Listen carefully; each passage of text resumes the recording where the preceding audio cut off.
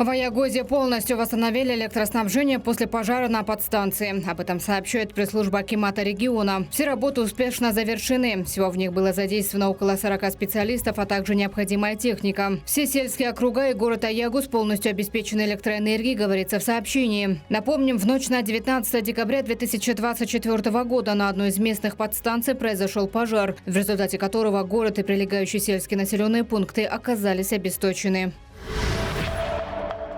Полицейские проверят квартиры, в которых массово регистрируют людей. В случае выявления нарушений наказывать будут собственников жилья. Как сообщают в МВД, для выявления и пресечения фактов массовой регистрации граждан по одному адресу в департаменты полиции направлено указание проверить все адреса, имеющие признаки резиновых квартир. Цель – снять с регистрации фактически не проживающих лиц и привлечь к ответственности собственников жилья, говорится в сообщении. В МВД напомнили, что законодательством предусмотрена ответственность за проживание без документов, а также без регистрации по месту жительства и месту временного пребывания. За проживание лиц без регистрации собственникам жилья грозит штраф в размере 10 МРП, а при повторном нарушении в течение года до 20 МРП. В Казахстане смягчат наказание для наркокурьеров и закладчиков. Новелла принята Сенатом в рамках поправок в закон по вопросам противодействия незаконному обороту наркотических средств. Что касается закладчиков, то по данным замминистра внутренних дел Санжара Адилова, их уголовная ответственность снижена с 15 до 12 лет лишения свободы. К слову, в настоящее время в стране насчитывается более 1000 осужденных за сбыт наркотиков. Теперь они смогут реализовать свое право на условно-досрочное освобождение. Для этого они должны будут подать ходатайство через адвоката либо по месту отбывания наказания. Каждый случай будет рассматриваться индивидуально. В настоящее время порядка 4000 лиц осуждено в целом за совершение наркопреступлений. И из этого числа порядка 1220 осуждено лиц именно за так называемые закладки. Антикор вместе с госорганами запускает новый проект по окрашиванию денег. Механизм работает на платформе цифрового тенге и помогает сделать расходование бюджетных средств более прозрачным, а также снизить риски коррупции. С помощью проекта можно отслеживать, как используются бюджетные деньги на всех этапах, от выделения до полного освоения. Каждый тенге получает уникальную цифровую метку, что исключает возможность хищений и способствует более рациональному использованию бюджета. На данный момент проект уже реализуется в таких важных сферах, как сельское хозяйство и строительство дорог. В Акмолинской области тестируется выдача микрокредитов на покупку сельхозживотных и субсидирование затрат на технику в рамках программы «Аул Аманаты». В строительстве этот механизм применяется на проекте автодорожного участка Мукур-Кульцары в Атырауской области, стоимость которого составляет 2,1 миллиард тенге, а также на железнодорожном участке Достах-Моинты в Карагандинской области, сумма которого превышает 160 миллиардов тенге.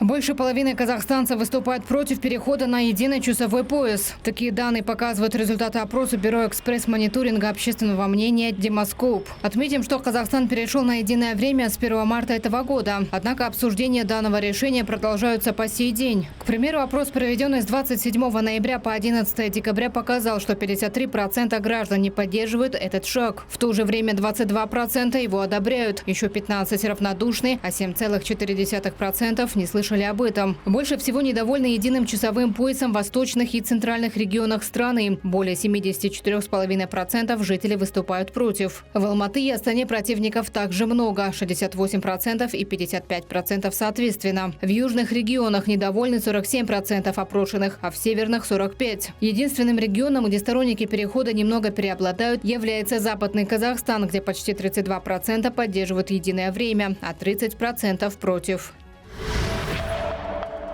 Количество заявлений о домашнем насилии в Казахстане остается стабильным, несмотря на новый закон, направленный на защиту женщин и детей. Статистика МВД показывает, что в этом году зарегистрировано около 100 тысяч случаев домашнего насилия, что почти совпадает с прошлогодними данными – около 99 тысяч. В этом году на сообщение насилия в семье были предприняты следующие меры. Выданы 72 тысячи защитных предписаний и вынесены судебные решения по 16 тысячам случаев. По данным Минкультуры, за последние 4,5 года от домашнего насилия погибли 869 человек, а в 2000 случаях был причинен тяжкий вред здоровью. Напомним, что в 2017 году домашнее насилие в Казахстане декриминализировали, но после резонансного убийства Салтанат Нукеновой этот вид насилия вновь стал уголовно наказуемым. Более 30 граждан Казахстана проживают сейчас в Сирии. В основном это женщины, которые вышли замуж за сирийцев и родили там детей. Ранее на фоне конфликта в стране некоторых желающих уже привезли на родину. Часть решила остаться в Арабской республике. Но наши дипломаты с ними на связи, заверил замминистра иностранных дел Алибек Бакаев. Напомним, в начале этого месяца свергнутый правитель Башар Асад улетел с семьей в Москву, где получил политическое убежище. Сейчас власть в республике захватила военная группировка Хаят Тахрир Аш-Шам. Журналисты спросили Бакаева, признают ли ее террористической организацией или нет. Наши решения будут основаны в первую очередь на нашем собственном анализе и, безусловно, на тех решениях, которые будут приниматься в рамках ООН. Поэтому сегодня что-либо говорить о признании или непризнании еще рано. Мы находимся в стадии изучения. Кроме того, дипломат ответил на вопросы касательно Южной Кореи, где ранее временно ввели военное положение, что вызвало массовые волнения. Ситуация сейчас там стабилизировалась, отметил политик. Между тем, срок подписания соглашения, которое позволит казахстанцам работать в Южной Корее легально, вновь отложили. Бакаев не уверен в завершении процесса до конца этого года, как ранее обещала глава Минтруда Светлана Жакупова.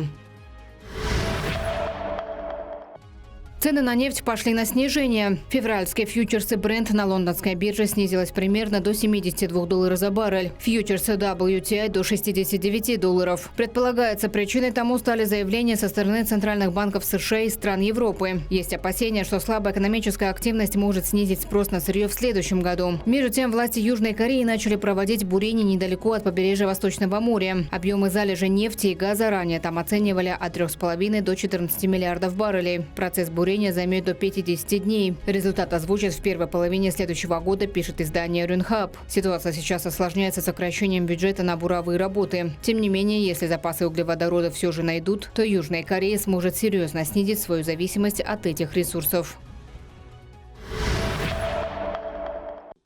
Киев желает, чтобы избранный президент США Дональд Трамп был на его стороне. Так заявил украинский лидер Владимир Зеленский. Он намерен поделиться с будущим американским коллегой деталями касательно войны. По данному вопросу Владимир Путин тоже выразил готовность к встрече и разговору с Трампом. Причем в любое время. Отвечая на вопрос журналистов, он также сказал, что готов и к компромиссу. Политика и есть искусство компромисса. А мы всегда говорили, что мы готовы и к переговорам, и к компромиссам.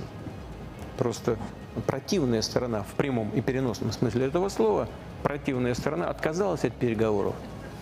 Путин затронул и рынок сырья. По его словам, поставки российского газа в Европу через Украину прекратятся с начала следующего года. Причина в том, что Киев отказался заключать новый транзитный контракт. Закрытие маршрута приведет к тому, что у российской компании «Газпром» останется единственная ветка в Европу через Турцию. Потери доходов от экспорта могут составить свыше $5 миллиардов ежегодно. Кроме того, потенциальные объемы компании в этом направлении сократятся вдвое до 16 миллиардов кубометров газа в год. А статус крупнейшего рынка сбыта для «Газпром» перейдет к Китаю.